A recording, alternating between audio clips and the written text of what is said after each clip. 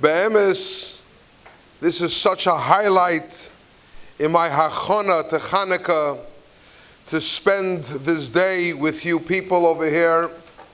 It was such a chizuk, such a beautiful davening. The children I know already, I've spoken for them a few weeks ago and last year, a couple of times. Kanai Nahara Mesuka Midvash. You're all fortunate. You don't know the blessing that you have having a yeshiva like Sharei Tzion, where the Rabbeim are so dedicated to bring your wonderful, wonderful peiros, your children, to a great level in Torah, as we have heard. The Ne'im Zemiros Yisrael, the children singing the Torah of Hashem. I just went to wash to eat a bagel over here. I wanted to participate. I consider it's a real Seudas mitzvah. So I wanted to wash, and I saw something very, very interesting that greeted me. Wash with oomph. I appreciated that very, very much, because let the energy, something like that, I don't know the nusach exactly, see the energy. A sign over there by washing the Tilas Yadayim. Rabbi Isai, this is what all of Yiddishkeit is about. There's a Marsha, the famous Marsha, on Daf Chof Ches in Masechtas Tainis. It's worthwhile to look up. It says over there in the Gemara that the Greeks, they put soldiers on the roadway leading to the Beis Hamikdash. They tried to stop the people from two things. Oh, you can do mitzvahs. Later on, they became much worse. But at the beginning, the Gemara says, B'nei Goyim ve'Eli. There were Yidden that wanted to bring wood to the Beis Hamikdash, to the Mizbeach, to be able to burn the karbonos. Where are you going with that wood? No, you can't. They stopped them. No wood. And then people wanted to bring bikurim, the first ripe fruit. Let's bring it to the Beis Hamikdash. That's the mitzvah of bikurim. Where are you going with us fruit? So the Yidden, the Jews, had to fool them and say, no, I'm going to press it out. I'm making ketziyos. I'm flattening it out. Masha asks, why would they stop them from bikurim and from eitzim, from bringing wood? That's all they stopped them. You want to do something else? You want to put on your tefillin? Yeah, you can put on your tefillin. They didn't stop them. Later on, led by Antiochus. So Masha says something that everybody over here has to walk out knowing this every single day. Masha said the Yevonim, they wanted to stop us from one thing. Don't do a mitzvah b'simcha. Any mitzvah that you want to do, if you do it regular, not a problem. They were not afraid of that. But if you do a mitzvah with oomph, you do a mitzvah b'simcha, then they knew they are destroyed. Bikurim, people used to dance in the street. The Mishnah says, Hacholel hoya makah. They played music when people brought the bikurim. People stopped working. They came out to greet them.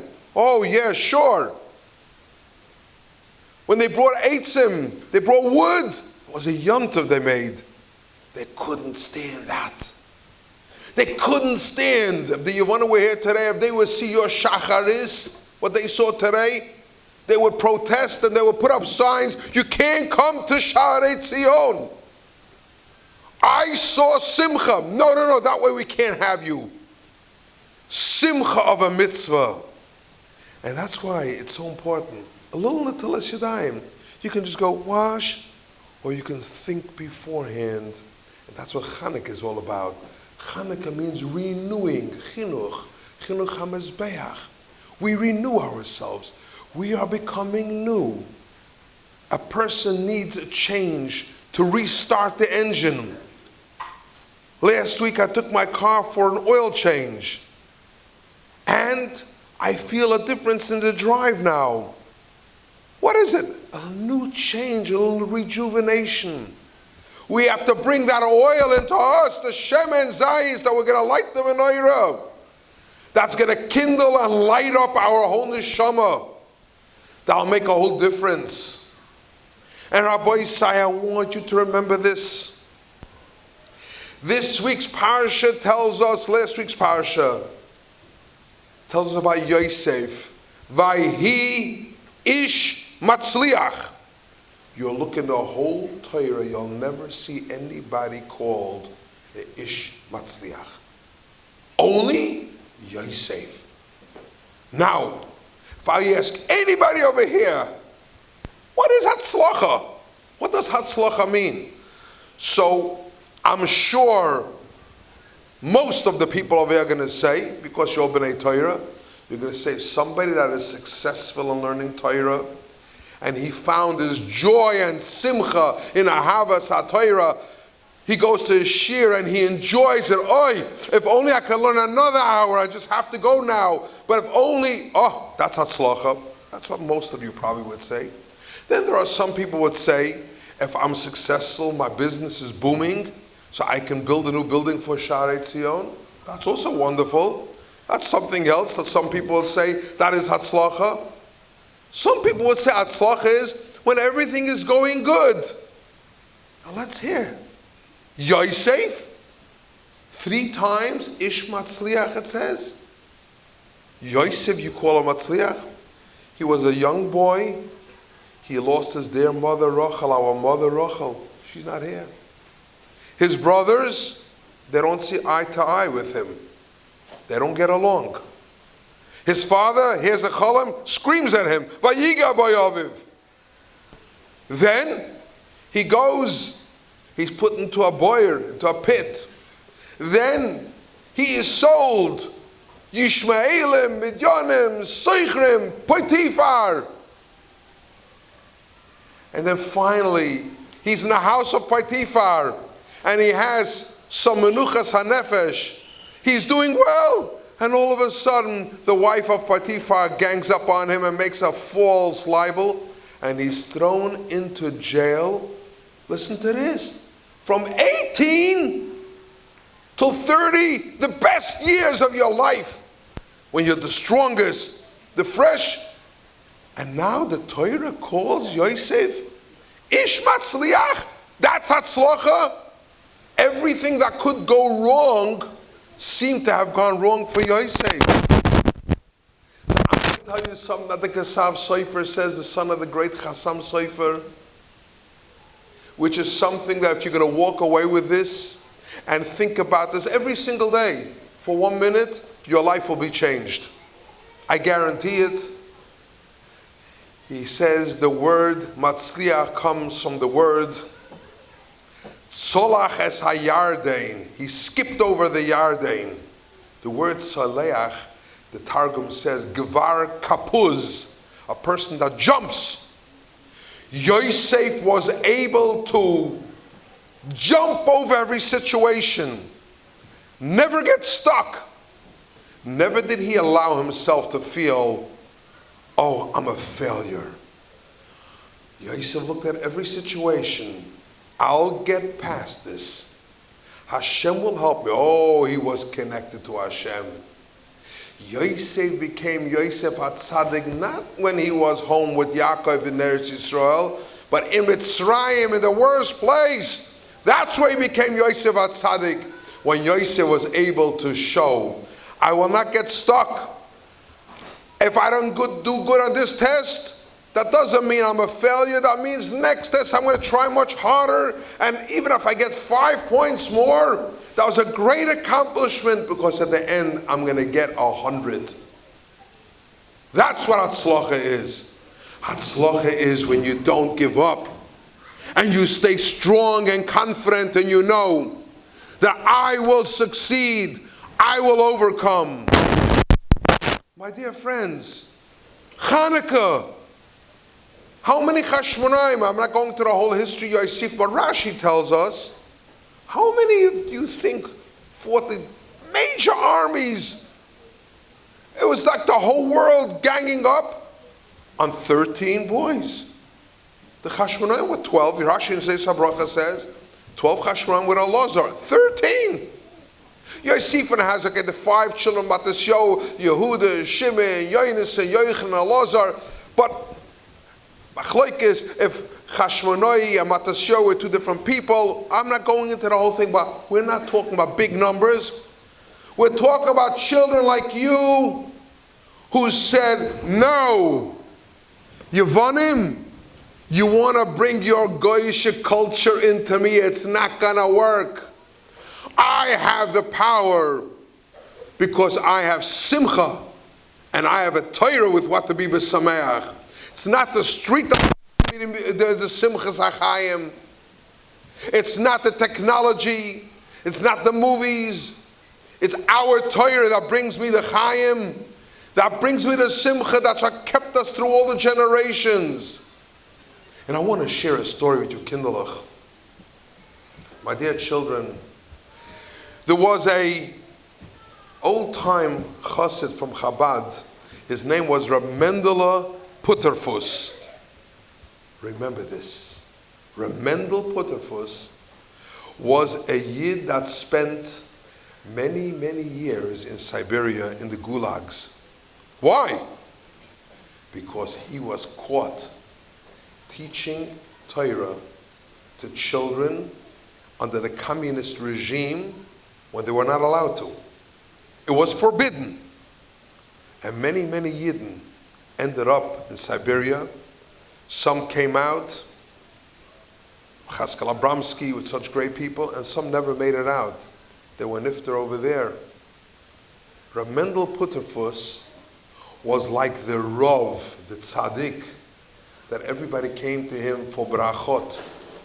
Give me a bracha, I should succeed.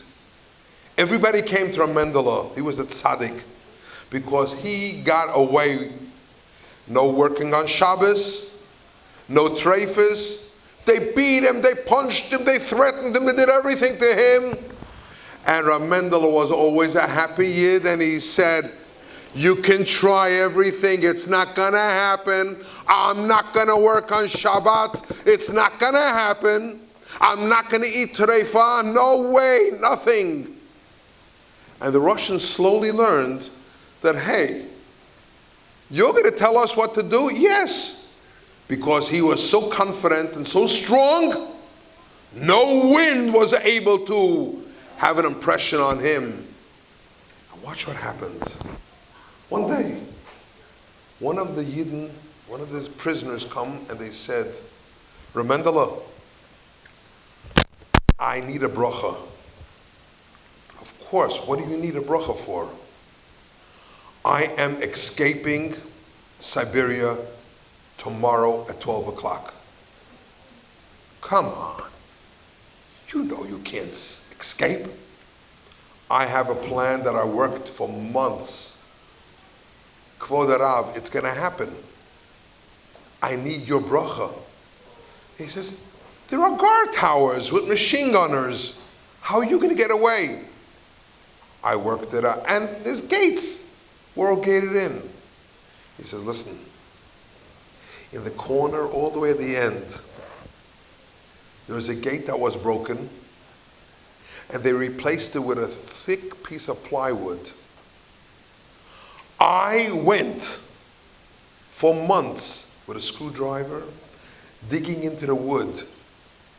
I made a hole, small holes. It took me a long time. Small holes all around. I punctured a hole. And now all I have to do is kick that piece of wood. It's very weak. No one knows, no one saw. And I will kick it, run out. I know where to go. I know the forest. And Reb Mendele said, my dear Yid, I think it's too dangerous. I made up my mind. I'm doing it. I need your bracha. Maybe you come, you want to say to him, yeah, but how are you going to avoid the machine gunner on top, on the guard tower. Well, Rebbe, at 12 o'clock, they change shifts. One goes up and one goes down. It takes about 48 seconds. At that moment, we're in the middle, I'll kick the board, run through, and I'm out. And I need your bracha. Oy vey, Mendel says, Rabbi Yid, I want to go with you, and I will daven at the door, at the gate. I want to see what happens, but I'm so afraid. Rebbe, he says, don't you know there are attack dogs? These are dogs that attack you. They're going to come running after you. I took that into cheshbon, into my account also. I have a solution. Okay? The next day, it's 5 to 12. Remendel is walking, and he's standing in the corner, and the guard tower is looking. What are you doing over there? I'm looking. What are you looking at? At the beautiful scenery in Siberia. There's a lot of snow, a lot of ice, a lot of people being whipped and beaten. Oh yeah, sure. And then he sees the Yid coming, and Yid is looking at his watch, and exactly, nobody worked overtime in the guard towers.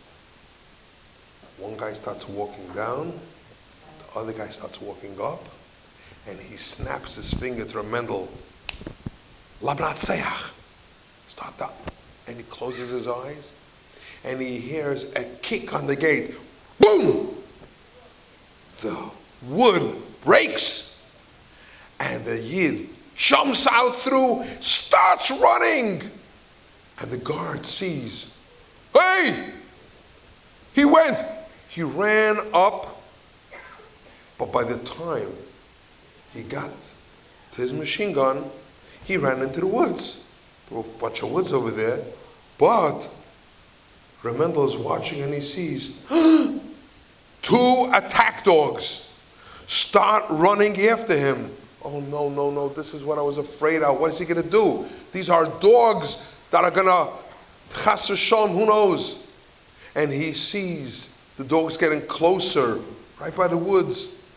And all of a sudden, he sees the Yid take out of his pocket 2 pieces of salami, and he throws it down, and the dogs attack the salami, and they start eating the salami, and he runs into the woods.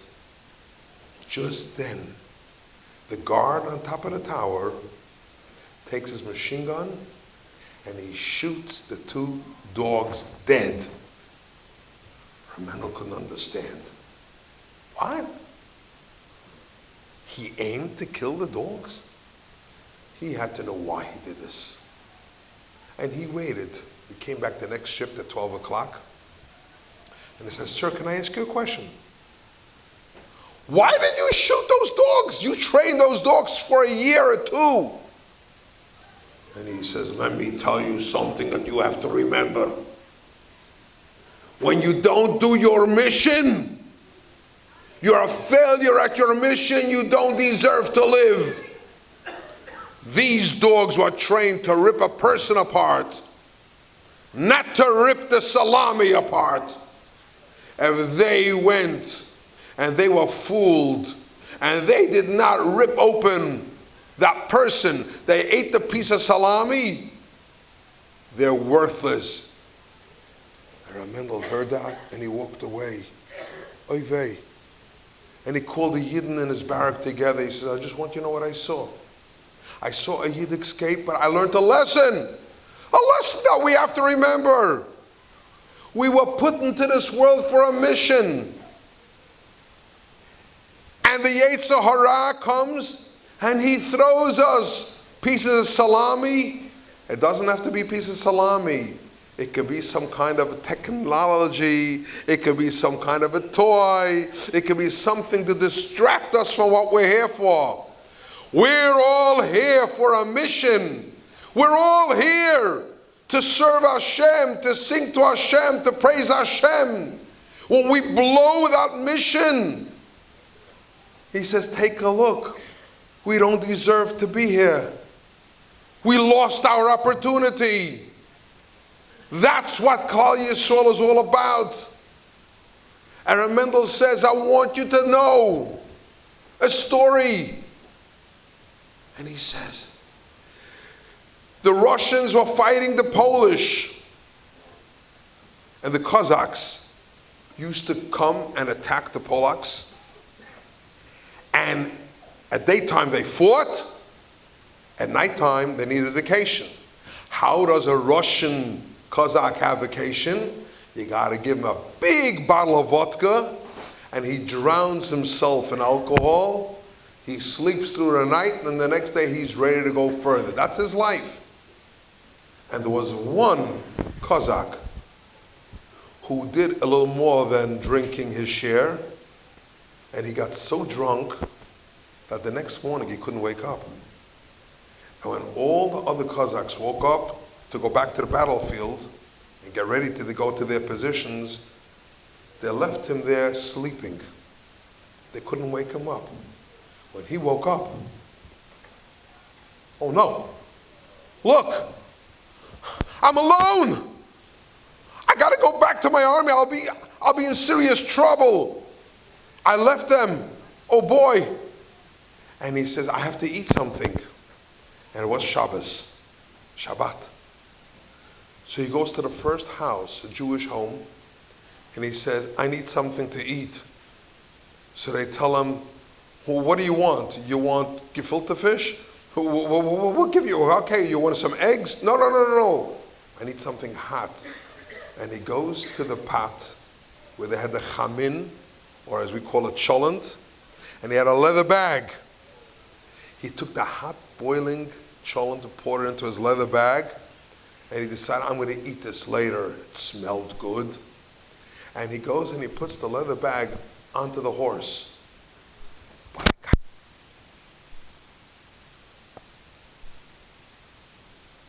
Getting burned. He goes onto the horse, and he sees his horse is acting cuckoo. He's not acting like a horse. The horse starts running because he wanted to run away from the heat. He's a horse. He doesn't understand. He's got to move the package. But the bag was on the horse, and he was burning. And this Cossack his horse is running like it never ran before. He's running and running and running. And he finally sees he's catching up to his battalion of soldiers. But the horse wouldn't stop. The horse kept on running. And he tries to stop the horse, and he can't stop the horse. And the horse continues to run. He says, oh no, I'm running right into the Polish. I'm running into them. They're going to kill me. I'm all alone. And the Polish soldiers over there saw one Cossack coming and charging at them with such force. They said, he must have a secret weapon, a bomb that's going to explode. We better get out of here fast. And then you had that whole group of Polacks running away. And he's running after them. He's trying to stop, but he can't stop. He catches up with them, and he's running alongside, and they're running to the sides. They thought there's a bomb going to explode. They ran away, and finally he managed to turn his horse around. When he came back, he got a Medal of Honor because he managed to chase away all these people. And he was laughing. I get the honor? I get a medal? I wasn't brave. What he did was, his horse ran with his slahavus. It ran with fire. It ran with oomph. When we do mitzvahs, when we do ma'asim tovim, and we do it with a oomph, with a simcha, then we overcome the Yevonim. Yevonim is choshech, chashchus of the Yevonim. They wanted to make it dark for us. But for us, We light those candles, those little flickering lights. Those little candles bring in our oil of Torah. We know in the Svarim what it means, the oil hagonas. We have a little understanding. But there's so much in those lighting. Now you can go and you can light that menorah.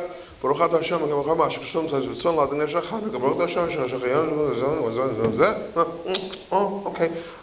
You have the donuts for me? What? That's what you're going to light? You're going to stand there and you're going to wait. Hashem, I am Chanukah. Is the oisius, the letters, ches, nun, chaf, hey, koyen, ches. You're a koyen for 8 days. Your house becomes a Beis HaMikdash. You become a koyen for these 8 days right now. You're serving. You're a matisyo. You're a chashmoinoi. Every single one of your children. You're going to sing the Zemirot afterwards. I don't know the minig of Becharia, if you have, but I'm sure this Tehillim, there's something, and you sit by those candle lights and you think, Hashem, send those light into my neshama. It should ignite my neshama. I should have a simcha. I should have a joy. I should be able to perform mitzvahs in a joyous way. And fathers and sons, together, you'll practice. I don't know how much time. I will tell you something. Rabbi Isai, Kinderlich, this is something that you remember, and fathers also. I asked before if the Becharians also have a minig of dreidel. You know, the dreidel, twisted, and svivon. And we have on those letters, everybody knows, Nun, Gimel, Hey, Shin. Forget about the pay. The pay is a later invention when some people wanted to make some money making a new dreidel, a new sevivon. They put the pay on. But that's not. Nez God Lahoya Sham is the way it's supposed to be written. That's the old Messiah. And I want to tell you something, boys. It's going to be a whole different sevivon. It'll never be the same anymore. There were 4 golos that we have to go through. First one was Bovel. Second, there was Paras and Modai. Purim, Achashverosh. The third one was Golos Yavon, 180 years. And the fourth one we're still in is Golos Edom. Yeah, you all know, you can ask your grandparents, yeah, in Russia and everybody went through. Now listen to this. Golos Bavel Nebuchadnezzar, the first one, he destroyed the first Beis HaMikdash. You know what the Beis HaMikdash is? The Beis HaMikdash is the Nefesh of Klal Yisrael. Nefesh ki sakriv. When we have a Beis HaMikdash, we don't know what it really means to serve Hashem the proper way. We're doing it now because Klal Yisrael goes on. But with a Beis HaMikdash, it's going to be a whole new way. Are we going to be singing and davening? It'll be the highlight of our day. Connection to Hashem. That's the nefesh, that's the soul. So remember, Bovel is the nun, the nefesh. Paras Hamadai, Achashverosh, what did he want to do? Lahashmid lahareg, he wanted to kill everybody. No Jew should be left alive. He wanted the guf, the body of the Jew. Kill them all. So we have the nefesh, the nun. We have the gimel, the guf. Then came the Greeks. The Greeks didn't want to kill us. No. They wanted us to assimilate. Let's be like them. Let's think like them. Let's make, instead of going to the Beis HaMikdash, come to the theater. Come to the stadium. Build a stadium next to the Beis HaMikdash. We'll go there. They wanted to change our seichel, the way we think. No, you can live. Be with us. But change your seichel. Don't think like the Jews do. So they're the shin. And then came Edom. Edom, which we're currently in for 2,000 years already, is Hakoil. They killed us like the Nazis did, or the Cossacks by Tachvatat. They tried to assimilate us like Napoleon tried. They destroyed the second Beis Hamikdash like Bavel did. They tried everything over the Golas. And we take the Sevivan and we spin it. And we take a look and we see it falls down at the end. Doesn't make a difference where it falls. Nun, Shin, Gimel, Hey, it falls. Every empire stood and collapsed. Where is Greece today? Got to find it on the map. What is Iran today? What is Iraq today? Bavel, Paras and Modai. What happened? These big empires became banana republics. Became nothing. The same is going to happen when Edom, we see the world is shaking already now. Edom will also fall.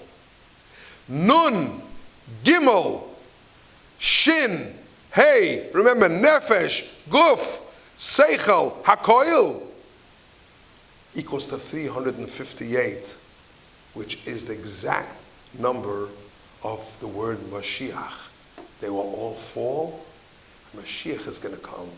And if you add up Hashem Melech, Hashem Malach, Hashem Yimloich, it adds up to 358, says the Bnei Yissaschar. And then that's what's going to happen when Mashiach comes. So when we play that dreidel, it's not just a game. It's a confidence. Rabbeinu Shalom, we know we are going to overcome. When we see this over here, that we know Klal Yisrael, Netzach Yisrael, Lo Yishaker, Klal Yisrael is here to stay forever.